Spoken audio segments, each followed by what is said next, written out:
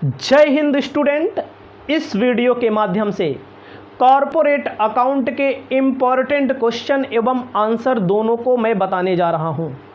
मैं दावा करता हूं कि आपके पेपर में इस वीडियो के माध्यम से जो मैं बता रहा हूं वो 100% आएगा।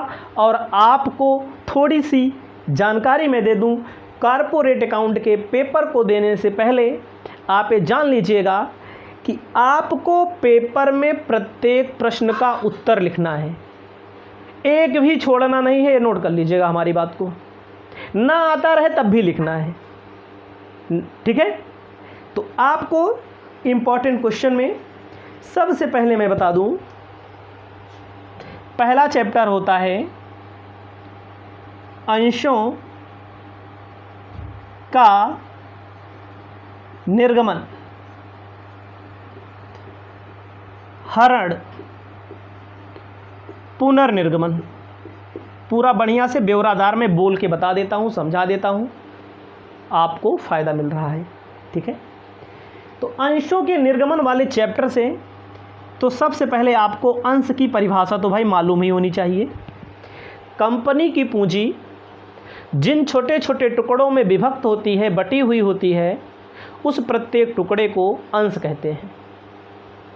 अंश कितने प्रकार के होते हैं? अंश दो प्रकार के होते हैं, पूर्वाधिकार अंश,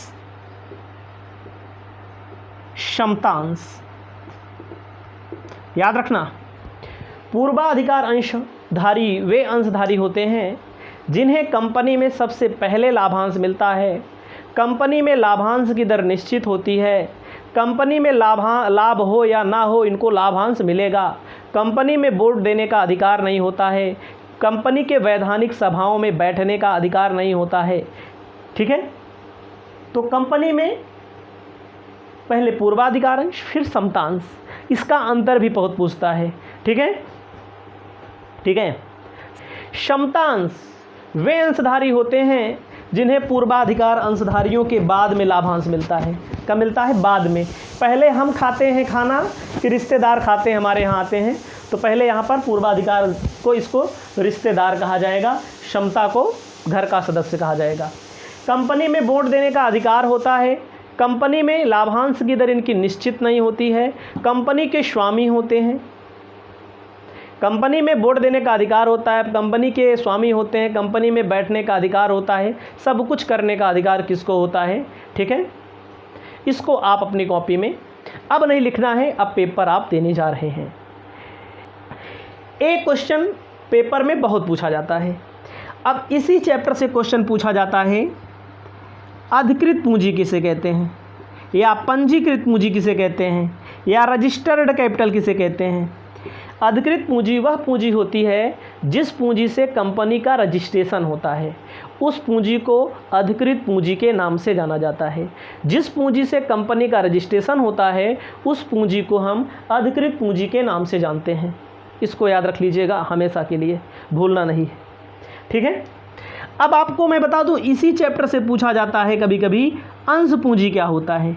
अंश पूंजी को शेयर कैपिटल, हिंदी में बता रहे हैं क्योंकि ज़्यादा टाइम नहीं है। अंश पूंजी का मतलब होता है, अंश पूंजी में क्या होता है, अंश पूंजी के अंतर्गत अधिकृत पूंजी आता है। अधिकृत पूंजी के बाद निर्गमित पूंजी आता है। निर्गमित पूंजी के बाद प्रार्थित पूंजी आता है। प्रार्थित पूंजी के बाद याचित पूंजी आता है। याचित पूंजी के बाद चुकता पूंजी आता है। फटाफट मैं बता दे रहा हूँ, अधिकृत पूंजी वह पूंजी होती है जिस पूंजी से कंपनी का रजिस्ट्रेशन होता है, उसे अधिकृत पूंजी कहते हैं। अधिकृत पूंजी का वह भाग जो जनता के लिए निर्गमित कर दिया जाता है, निर्गमित पूंजी कहते हैं। निर्गमित पूंजी का वह भाग जो जनता द्वारा खरीद लिया जाता है, प्रार्थित पूंजी कहते हैं। प्रार्थित पूंजी का वह भाग जो जनता द्वारा मांगा जाता है, उसे याचित पूंजी कहते हैं। याचित पूंजी का वह भाग जो जनता द्वारा चुका दिया जाता है, उसे चुकता पूंजी कहते हैं। सब अंग्रेजी में भी हमको याद है, मत समझिएगा, शुद्ध हिंदी में लिख दिए हैं। Authorise capital, issued capital, subscribe capital, called up capital, paid up capital, याद रखना। अब मैं आगे चलता हूँ, इन सब प्रश्नों को आप समझिएगा। आपसे पूछ सकता है अति अभिधान, छोटे क्वेश्चन में, और अल्प अभिधान। अति अभिधान को ओवर सब्सक्रिप्शन कहते हैं इंग्लिश में, अल्प अभिधान को अंडर सब्सक्रिप्शन कहते हैं इंग्लिश में। ओवर, ध्यान दीजिएगा, जब कंपनी द्वारा निर्गमित किए गए अंशों से ज़्यादा आवेदन आ जाते हैं तो ऐसी स्थिति को अति अभिदान कहते हैं। अल्प अभिदान किसे कहते हैं? जब कंपनी द्वारा निर्गमित किए गए अंशों से कम आवेदन आते हैं तो उसे अल्प अभिदान कहते हैं। याद रखना, यह अल्प अभिदान का मतलब कम आएगा और अति अभिदान का मतलब होता है ज़्यादा आवेदन आएगा। अति अभिदान में क्या होता है, जब ज़्यादा आ जाता है तो कभी कभी अलॉटमेंट में एडजस्टमेंट किया जाता है और कभी कभी क्या किया जाता है, कभी कभी अलॉटमेंट में एडजस्ट किया जाता है, कभी कभी उसको वापस भी कर दिया जाता है। इतनी छोटी चीज़ें आप पहले समझ लेंगे। आपको मैं आगे बताने जा रहा हूँ। आगे क्या होता है, पेपर में एक सवाल पूछता है, वेरी इंपॉर्टेंट क्वेश्चन, सवाल तो पूछेगा ही भैया, वीवीआईपी सवाल पूछेगा। सवाल के लिए मैं आपको बता दूं, जो स्टूडेंट हमारे चैनल पे आए हुए हैं, सवाल के लिए जैसे कल पेपर है तो आज आप सवाल मत पढ़ना। अगर आपने कभी पढ़ा होगा तो हमारे चैनल पर सर्च कर लेना, over subscription issue of share over subscription RK Maurya, तो हमारा वीडियो मिलेगा जो लंबा चौड़ा तगड़ा, वो वीडियो पढ़ लेना, उसी से आएगा। याद रखना, अगर आपके पास डॉक्टर SM शुक्ला की बुक होगी, देखिएगा साहित्य भवन पब्लिकेशन की बुक होगी, तो 26 नंबर सवाल, 26 नंबर से लेकर के लास्ट तक जहाँ तक जाए उसी के अंदर पेपर में आता है, उससे इधर पेपर में नहीं आने वाला है, ये भी मैं आपको बता दूं। ज़्यादातर 26 नंबर के बाद ही सवाल आता है, 20, 22, 24, 25, 26, 28, क्योंकि ओवर सब्सक्रिप्शन आता है, इसमें वापस भी करना रहता है। ठीक है, इस बात को ध्यान दीजिएगा, हम बड़े गौर से बताते हैं इस चीज़ को। सवाल तो 100% आएगा, इसको कोई रोक नहीं सकता है। और इस वीडियो में सवाल कहाँ कहाँ से आएगा, कौन कौन सा आएगा, ये बता दे रहा हूँ। अब मैं बता दूँ, सवाल मान लीजिए आप नहीं कर पाते हैं तो एक प्रश्न पूछा जाता है, अंशों के हरण से क्या आशय है? अंशों के हरण से क्या आशय है? जर्नल प्रविष्टियाँ कीजिए, बड़ा क्वेश्चन, ध्यान दीजिएगा, गारंटी देता हूं, ना आए तो हमको बताना पेपर में।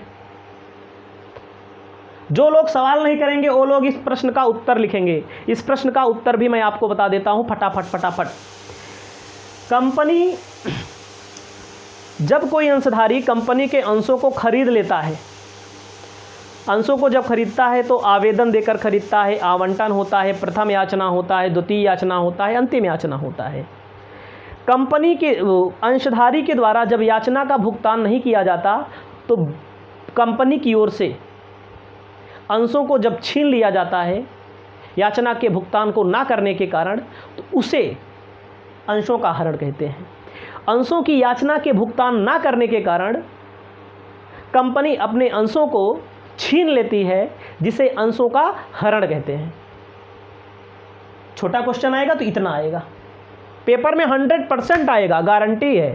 ठीक है, और जर्नल प्रविष्टि में लोग गड़बड़ा जाते हैं। तो जर्नल प्रविष्टि में कैसे करनी है जर्नल प्रविष्टि, और तगड़ा क्वेश्चन आएगा, लॉन्ग क्वेश्चन में आएगा। याद रखना, अंशों के हरण का मतलब क्या होता है? कंपनी द्वारा निर्गमित जब अंश किया जाता है तो आवेदन, आवंटन, प्रथम याचना, द्वितीय याचना, अंतिम याचना का मैटर होता है।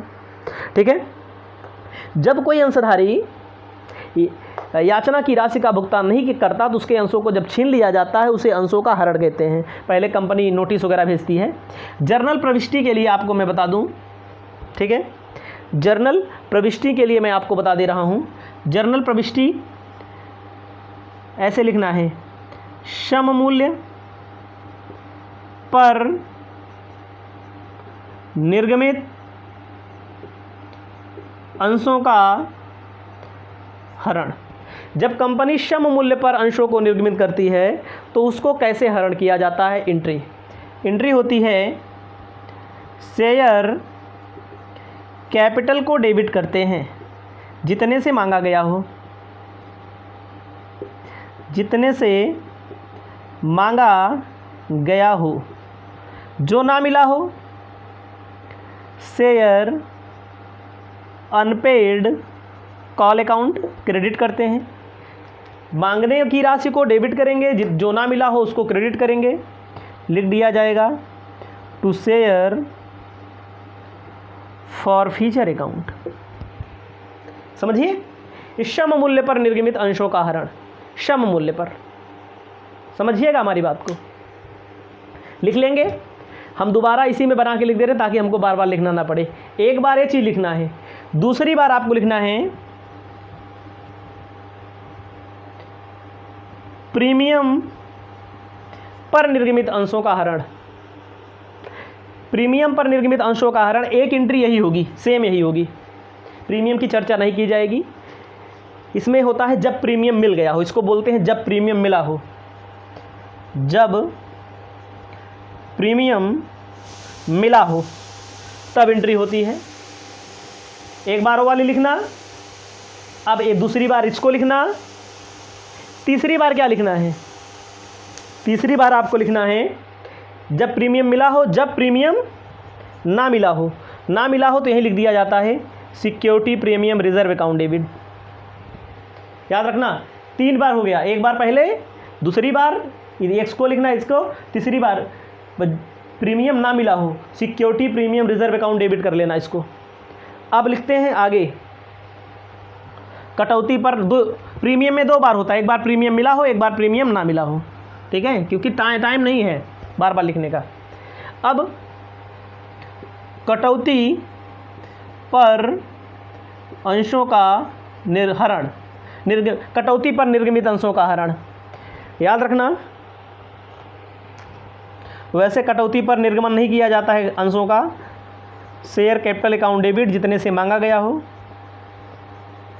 To share unpaid call account, to share to discount on issue of share account, to share for future account. इतना हो गया, इसको अपनी कॉपी में लिख लीजिए। गारंटी दे रहा हूँ पेपर में आएगा। अब आता है अंशों के पुनर्निर्गमन से क्या आशय है। कंपनी द्वारा हरण किए गए अंशों को फिर से बाजार में बेचना, मार्केट में बेच देना, मार्केट में बेच करके पैसा इकट्ठा करना अंशों का पुनर्निर्गमन कहलाता है।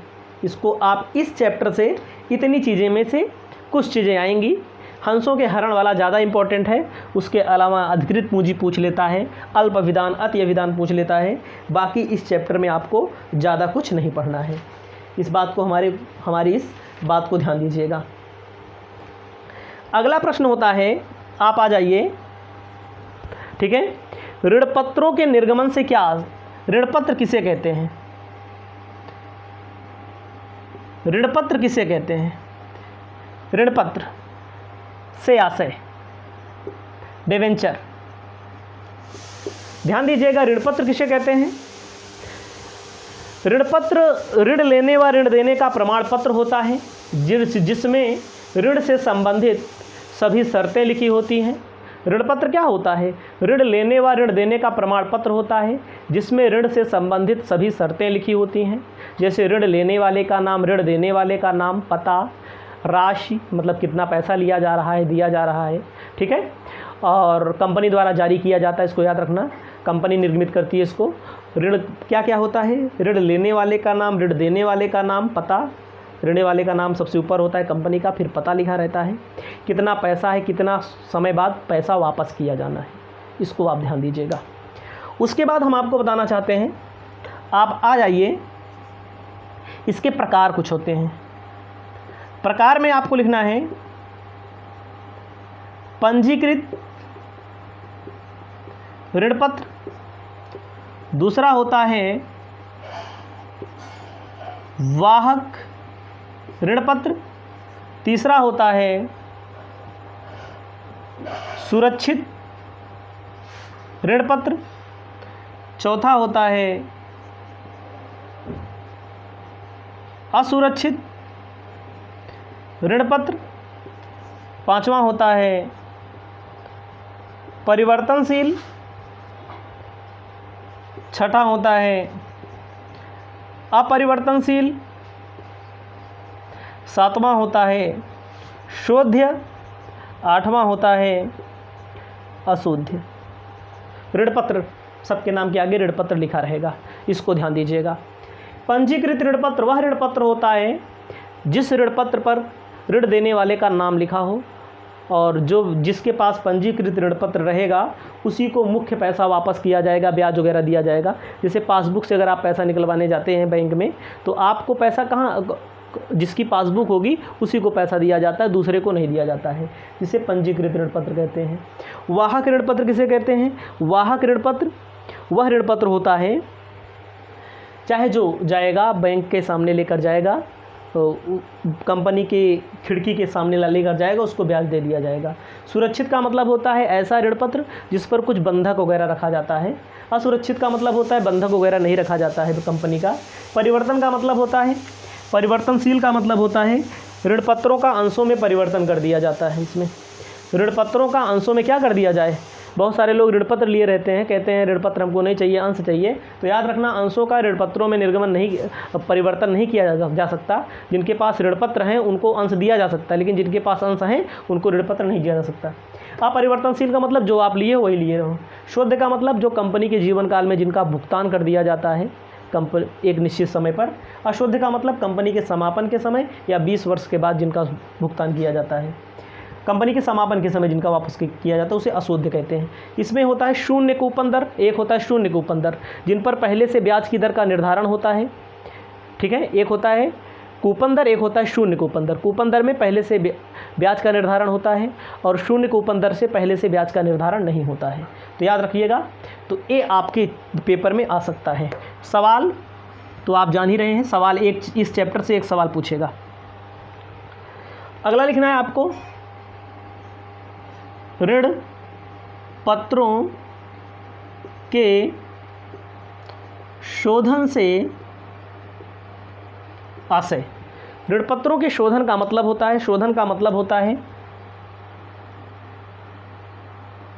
वापस करना। क्या वापस करना? ऋण की राशि वापस करना ऋण पत्रों का शोधन कहलाता है। भाई कंपनी ऋण पत्र निर्गमित करके पैसा लेती है ना। ऋण की राशि को वापस करना ऋण पत्रों का शोधन कहलाता है। ठीक है, ऋण पत्रों के शोधन की विधियां होती हैं। विधियों में पहला कौन सा होता है?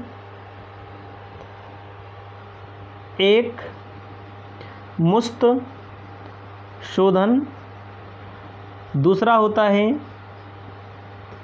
किस्तों में शोधन, तीसरा होता है सिंकिंग फंड द्वारा शोधन,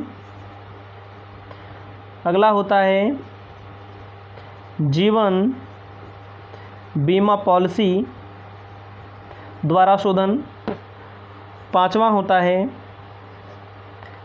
मान लीजिए पांचवा, खुले बाजार की क्रियाएं। ये सब नहीं पढ़ोगे ना, बहुत से लोग ऐसे उल्टा ऊपर ऊपर पढ़ते हैं, इसी में से क्वेश्चन पूछ लेता है, छोटा छोटा क्वेश्चन पूछ लेता है, मामूली बात नहीं है। ठीक है,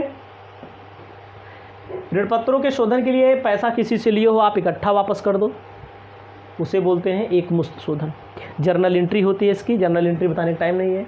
किस्तों में शोधन, आपने किसी से पैसा लिया है, 1000 लिया है, 100 रुपया करके किस्त में करके दे दो। सिंकिंग फंड का मतलब होता है आपने पैसा किसी से लिया है। सिंकिंग फंड किसे कहते हैं? पेपर में बहुत पूछा जाता है। सिंकिंग फंड को शोधन कोष भी कहते हैं, पेपर में देख लेना, आना जरूरी है। ऋण पत्र, जैसे मान लीजिए हमें किसी व्यवसाय के लिए 10 लाख 5 लाख रुपए की ज़रूरत पड़ी, 2 लाख की ज़रूरत पड़ी, तो हम कहीं से ले लेते हैं लोन, कंपनी ऋण पत्र जारी करके लोन ले लेती है। तो पैसा वापस करना है भैया, पैसा वापस करना है तो कंपनी क्या करेगी? हर साल इस पैसे के लिए व्यवस्था करती है। इसके लिए लंबी प्रक्रिया है। इसके लिए आप सिंकिंग फंड, हमारा वीडियो सर्च करेंगे सिंकिंग फंड आर के मौर्य कॉमर्स क्लासेस, तो आपको मिल जाएगा। सवाल भी मैंने बताई है बहुत। ठीक है, तो याद रखना, इसको थोड़ा समझ लीजिए। मान लीजिए छोटे क्वेश्चन में पूछ ले तो क्या होगा? ऋण पत्रों के शोधन के लिए एक कोष बनाया जाता है जिसमें प्रतिवर्ष लाभ हानि खाते से पैसा डाला जाता है, फिर उसको बाज़ार में निवेश किया जाता है, फिर उसको अगले साल ब्याज मिलता है। जो अगले साल ब्याज मिलता है उसको फिर से पैसा प्रॉफिट लॉस से निकाल करके बाज़ार में प्रक्रिया चलती रहती है। एक दिन ऐसा आ जाता है कि ऋण पत्र के पैसे का अमाउंट इकट्ठा हो जाता है और ऋण पत्र ले लिया जाता है और सिंकिंग फंड बेच दिया जाता है। जीवन बीमा पॉलिसी ली जाती है। खुले बाजार की क्रिया क्या होती है? खुले बाजार की क्रिया का मतलब होता है कंपनी ने अपने ऋणपत्र को निर्गमित किया। कंपनी को कभी कभी जो लोग ऋणपत्र लिए रहते हैं वो अचानक से शेयर मार्केट में जाते हैं बेचने, तो वहाँ पर हमारे साइट बनी होती है। देखो आजकल तो साइट है, ऐप है, जिससे आप हमारे ऐप पे जाएंगे, कोई एक्टिविटी करेंगे तो हमको जानकारी मिल जाती है उसको। तो खुले बाजार की क्रियाओं में लोग जब जाएंगे शेयर बेचने, डिवेंचर बेचने, तो हमारी कंपनी के पास सूचना आएगी, हम उसको सस्ते में ख़रीद लेते हैं। केवल एक ऐसी दशा होती है जहां सस्ते में ऋणपत्र खरीदा जाता है। एक सवाल आना तय है इसमें, याद रखिएगा, सवाल ऋणपत्रों के शोधन से संबंधित ज़्यादा पूछा जाता है। कभी कभी पूछ लेता है सम मूल्य पर निर्गमन, सम मूल्य पर शोधन। सवाल तो बताने का टाइम है ही नहीं, क्योंकि कल पेपर है, आज वीडियो बन रहा है, तो जो लोग पहले वीडियो देखेंगे उनके लिए सवाल भी है। वैसे सवाल तो हमारे पास बनी बनाई रखी हुई है, आपको तैयार करके जाना है। कंपनियों के एकीकरण से आशय। कंपनियों के एकीकरण से आशय। कंपनियों के एकीकरण का क्या आशय है? याद रखना, जब दो या दो से अधिक कंपनी मिलकर के एक नई कंपनी की स्थापना कर लेती है, उसे कंपनियों का एकीकरण कहते हैं। जैसे एक्स कंपनी है, वाई कंपनी है, दो कंपनियां हैं, ये दोनों मिल कर के एक नई कंपनी बना लें जेड, तो उसको बोला जाता है एकीकरण। एकीकरण में क्या होता है, दोनों का कंपटीशन समाप्त हो जाता है, दोनों की संपत्तियां जो होती हैं वे नई कंपनी को हस्तांतरित किए जाते हैं। दोनों के जो अंशधारी होते हैं, ऋणपत्रधारी होते हैं, इनका अंश लेकर के नई कंपनी का अंश या डिवेंचर दे दिया जाता है। कुछ चीज़ें हैं जो हम बहुत लंबे तौर से यहाँ नहीं पढ़ा सकते, तो छोटे क्वेश्चनों के माध्यम से समझ लीजिए। तो कंपनियों का एकीकरण, दो या दो से अधिक कंपनियाँ, दो कंपनियाँ मिलकर के नई कंपनी की स्थापना कर दें, उसे क्या बोलते हैं? कंपनियों का एकीकरण कहते हैं।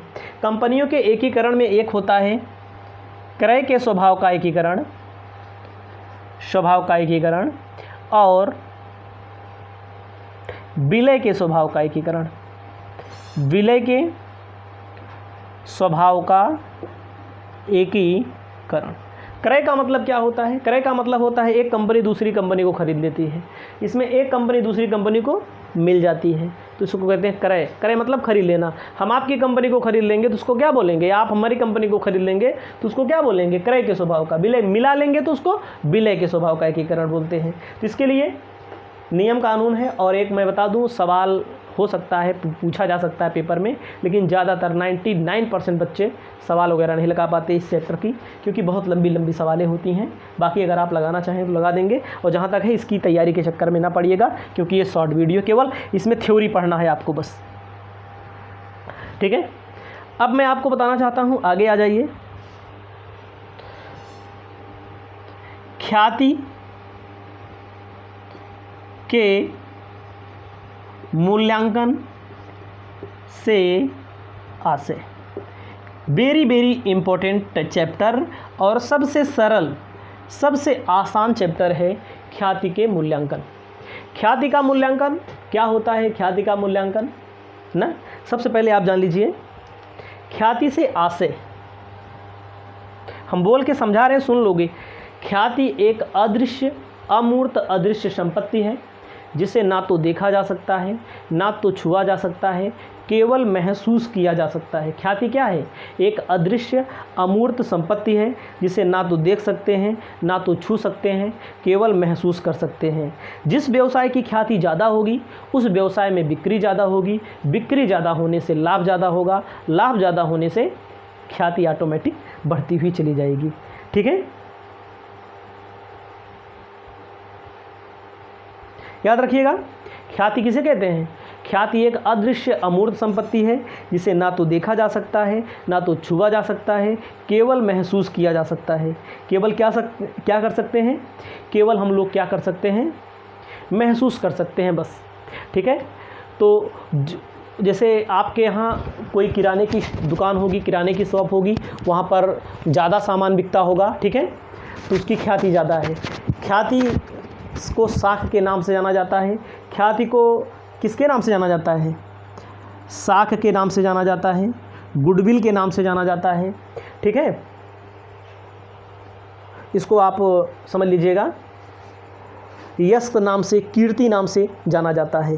पेपर में बहुत आता है, मैं बता दिया हूँ पहले। विधियाँ इसकी क्या हैं आप समझिएगा। ख्याति के मूल्यांकन की विधियों से सवाल अगर इस चैप्टर का स्टूडेंट ना लगा पाया तो वो स्टूडेंट से उम्मीद ही छोड़ दो कि और सवाल बेचारा लगा लेगा। सही है कि नहीं। और सबसे आसान चैप्टर है। ख्याति के मूल्यांकन की विधियों में सबसे पहला होता है औसत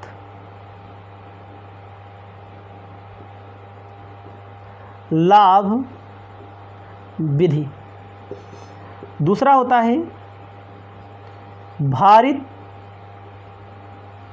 औसत विधि, तीसरा होता है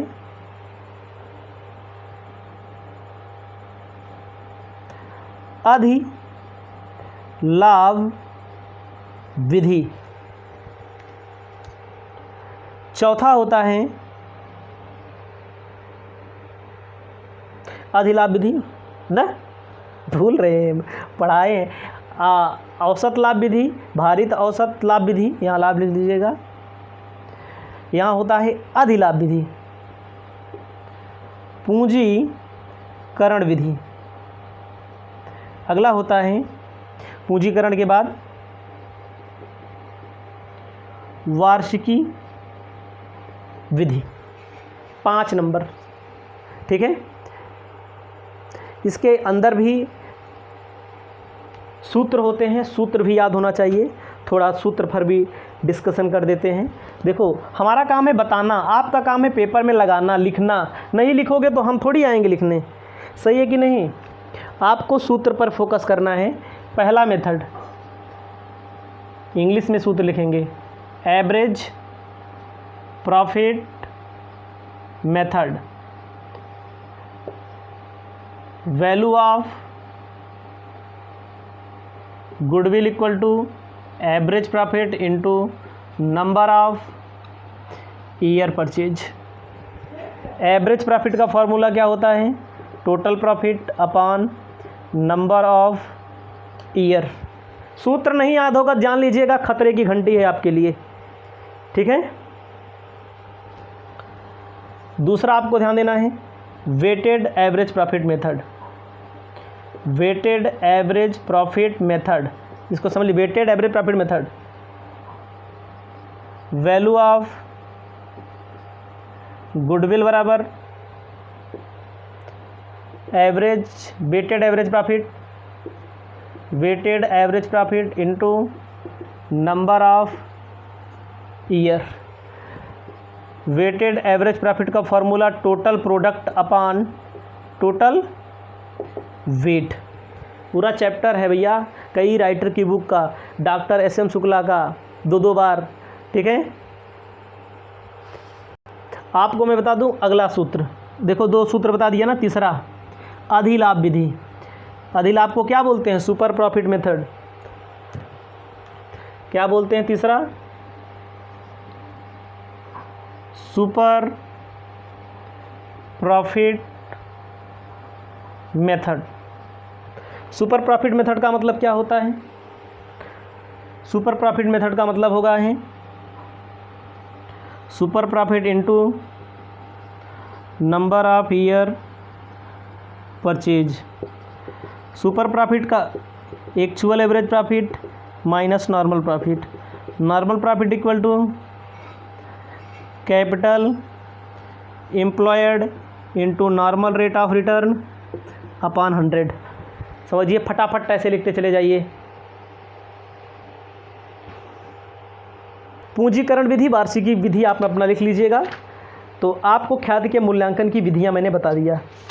तो अब आपको एक क्वेश्चन और तैयार करना है, अंशों के मूल्यांकन, अंशों के मूल्यांकन से आशय। अंशों के मूल्यांकन की विधियां भी याद होनी चाहिए आपको, पेपर में वेरी इंपॉर्टेंट है।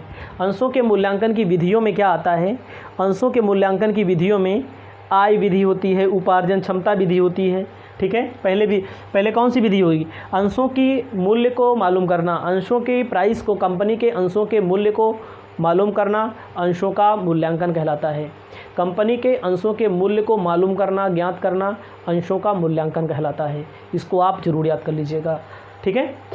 तो कंपनी के अंशों के मूल्य को इसमें मापा जाता है। अंशों के मूल्यांकन की विधियां में आय विधि होती है, पहले होता है संपत्ति मूल्यांकन विधि, संपत्ति मूल्यांकन विधि। दूसरा होता है आय विधि। इसी में देखो संपत्ति मूल्यांकन विधि, इसी के अंदर होता है दूसरा आय विधि। आय विधि में क्या होता है? लाभांश के आय पर, लाभांश के आधार पर होता है, ठीक है, लाभांश के दर के आधार पर होता है। उसके बाद आता है उपार्जन क्षमता विधि के आधार पर होता है, ठीक है, उपार्जन क्षमता के आधार पर होता है, उपार्जन क्षमता के आधार पर होता है, ठीक है। उसके बाद उचित मूल्यांकन विधि होता है। तो इसको आप ज़रूर तैयार कर लीजिएगा, बहुत आता है पेपर में, इस बात को फोकस कर लीजिएगा, ठीक है। आगे चलते हैं। आगे है, याद रखना, वेरी इंपॉर्टेंट, सूत्रधारी कंपनी एवं सहायक कंपनी। सूत्रधारी कंपनी वह कंपनी होती है जो किसी अन्य कंपनी के अंशों को खरीद ले, 60% से अधिक अंशों को खरीद ले, 51% से अधिक अंशों को खरीद ले तो उसे सूत्रधारी कंपनी कहते हैं, ठीक है। आधे से अधिक खरीदने वाली कंपनी को सूत्रधारी कंपनी कहते हैं। सहायक कंपनी किसे कहते हैं? जिस कंपनी के अंश बिक जाएं उसे सहायक कंपनी कहते हैं। पेपर में बहुत आता है, ठीक है। अब आपको ध्यान देना है आगे, इसमें आता है मिश्रित चिट्ठा। क्या है मिश्रित चिट्ठा? सूत्रधारी कंपनी और सहायक कंपनी का जब इकट्ठा चिट्ठा बनाया जाता है तो उसको मिश्रित चिट्ठा कहते हैं, ठीक है, मिश्रित चिट्ठा बोला जाता है। इसमें दोनों कंपनियों के संपत्तियों को जोड़ दिया जाता है, ठीक है, दायित्वों को जोड़ दिया जाता है, अंश के लिए मूल्यांकन कर लिया जाता है, ठीक है, इसे मिश्रित चिट्ठा कहते हैं। अल्पमत या अल्पहित। अल्पमत का मतलब क्या होता है? जब कंपनी अंशों को क्या करती है, जब कंपनी अंशों को किसी एक कंपनी दूसरी कंपनी के अंशों को खरीद लेती है, जैसे मान लीजिए हमारी कंपनी ने, आपकी कंपनी में 100 अंश हैं, आपकी कंपनी के 80% अंश हमने खरीद लिया है, 80 अंश, तो जो आपके पास बचा उसे बोलते हैं अल्पमत या अल्पहित। इसका सूत्र वगैरह होता है, सूत्र वगैरह सब न्यूमेरिकल वाली क्लास में बताया गया है, ठीक है। तो इसको आप अच्छे से अल्पहित वाला पढ़ लेंगे, ठीक है। उसके बाद आपके सिलेबस में कंपनियों के समापन से आशय, कंपनियों के समापन से आशय पूछा जाता है। कंपनियों का समापन से आप क्या समझते हैं? और पुनर्निर्माण, ध्यान दीजिएगा, पुनर्निर्माण क्या है? एक होता है आंतरिक पुनर्निर्माण, एक होता है बाह्य पुनर्निर्माण। आंतरिक का पुनर्निर्माण का मतलब होता है कंपनी को नए सिरे से शुरू करना। जैसे कोई कंपनी घाटे वगैरह में चले जाती है, उसको नए सिरे से शुरू करती है, उसको पुनर्निर्माण कहते हैं, पुनर्गठन कहते हैं, ठीक है। तो इसमें आंतरिक होता है, आंतरिक का मतलब खुद कंपनी अपने आप को इस्टेब्लिश कर लेती है। एक होता है बाह्य, बाह्य में क्या होता है, दूसरी कंपनी को हाथ लगाना पड़ता है, ठीक है। और कंपनियों के अंतिम खाते का जो चैप्टर है, याद रखिएगा, फाइनल अकाउंट ऑफ कंपनी से बहुत क्वेश्चन पूछा जाता है। नमूना तैयार कर लीजिएगा ज़रूर, नमूना मतलब कि प्रॉफिट लॉस का और बैलेंस शीट का नमूना आप तैयार करके रखेंगे, यह हमेशा हर साल पूछा ही जाता है, ठीक है। और पूर्वाधिकार अंशों के शोधन का नियम दूसरा ही चैप्टर है। पूर्वाधिकार अंशों के शोधन का नियम क्या है, प्रावधान क्या है, इन सब की अलग अलग वीडियो भी हमारे पास है, यूट्यूब पर मिल जाएगी। तो इस वीडियो में इतना ही, और भी मान लीजिए अगर आपको पढ़ना हो तो अपने आप से भी पढ़ सकते हैं, और हमारी वीडियो यूट्यूब पर पहले से अपलोड है।